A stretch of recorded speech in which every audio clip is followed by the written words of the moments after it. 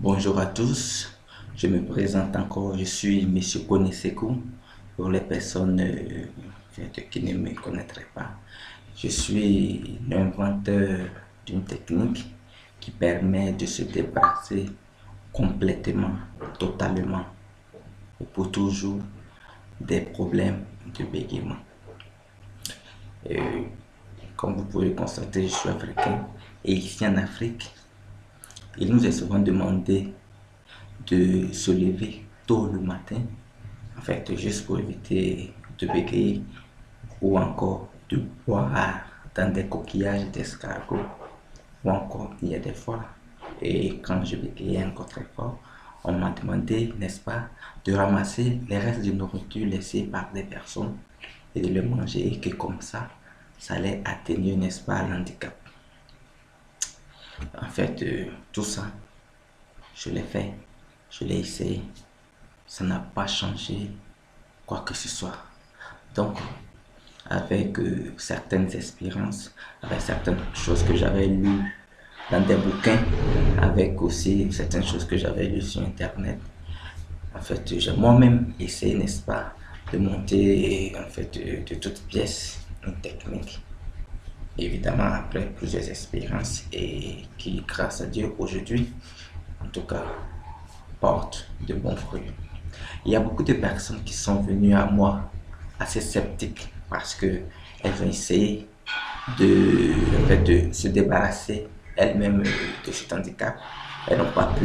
Alors désespérées, elles se sont dit que en fait, c'était peine perdue, n'est-ce pas, d'essayer encore une énième technique qui en fait serait encore vouée à l'échec. En fait, juste pour vous dire que en fait, la technique que nous enseignons aux gens est une technique qui est basée, et je le répète encore, sur le côté physiologique qui est le bégaiement, en fait, qui est ce qui est apparent quand la personne bégaye, et aussi qui est soit, en fait, bon, je peux dire amplifié par le côté psychologique. Parce que derrière le bégaiement, il y a tout un tas, n'est-ce pas, de sentiments que la personne bègue a. La peur de la foule, comment dirais-je, bon, la honte, la culpabilité, en tout cas, plein de sentiments, n'est-ce pas, néfastes qui contribuent à maintenir la personne, n'est-ce pas, dans ce cercle vicieux-là. Et donc, notre thérapie, n'est-ce pas, concerne, en tout cas, les deux volets principaux, en fait, pardon, les deux volets principaux, n'est-ce pas, de, en fait, d'élimination complète du bégaiement. Le bégaiement n'est pas une maladie, ça, il faudrait que beaucoup de personnes le sachent. C'est un handicap. Et contrairement à tout handicap, il peut être corrigé.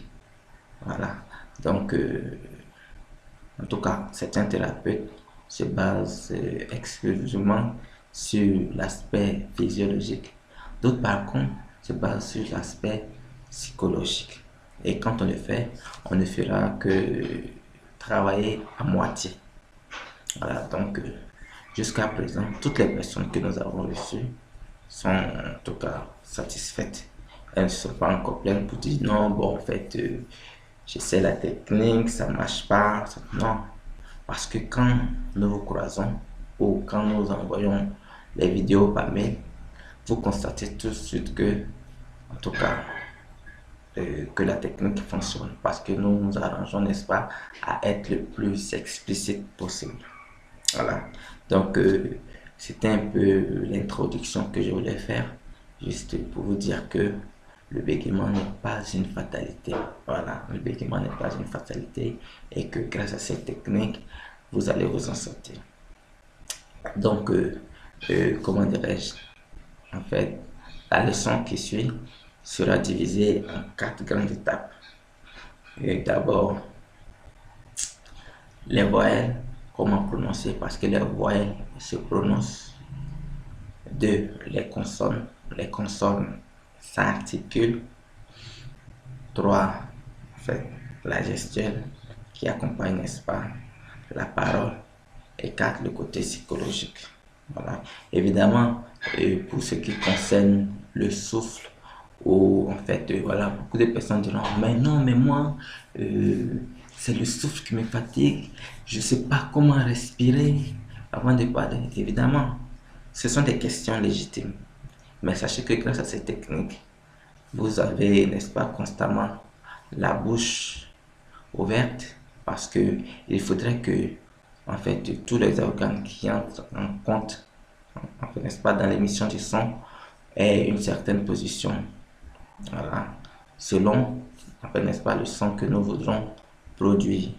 Donc, pour en fait, ce qui concerne la respiration, non.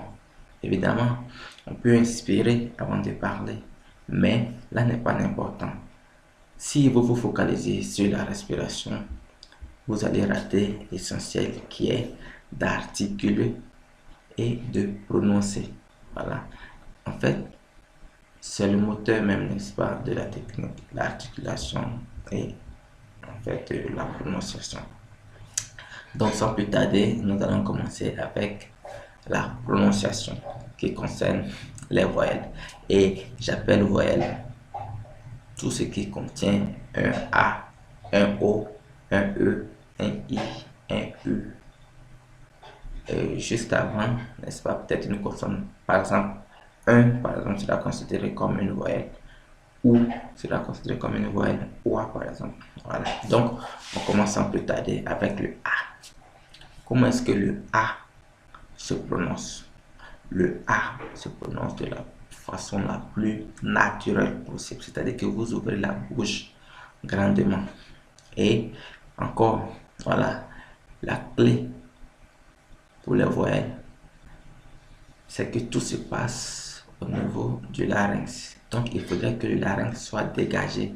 Voilà, on laisse juste l'ouverture ou on laisse passer l'air. Voilà, donc, sans aucun blocage, on libère le larynx, on émet, n'est-ce pas, le souffle, on pousse, voilà, vers l'extérieur et on laisse sortir la voix.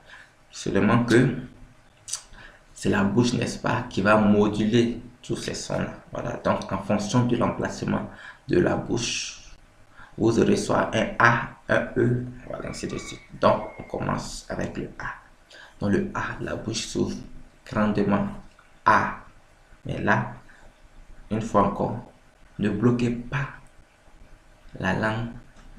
En fait, je vais dire ne bloquez pas la sortie du palais avec la langue. C'est-à-dire que quand vous ouvrez le larynx, ouvrez afin que l'air puisse passer. A. A. A. A. Voilà. Voilà comment se prononce un A. Que vous soyez en Chine, aux États-Unis, à Paris, au Mali, au Burkina, peu importe la langue dans laquelle vous vous exprimez.